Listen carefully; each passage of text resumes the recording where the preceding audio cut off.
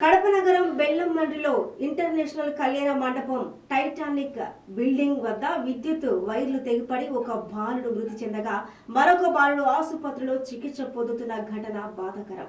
హాస్పిటల్లో చికిత్స పొందుతున్న బాలుడు పరిస్థితి తెలుసుకొని బాలుడికి అత్యవసర చికిత్సను అందించాల్సిందిగా హాస్పిటల్ యాజమాన్యాన్ని కోరడమైనది. సంఘటన స్థలాన్ని పరిశీలించి బాధితులైన వారిపైన చర్యలు తీసుకునేలా అధికారులతో మాట్లాడడం జరిగింది.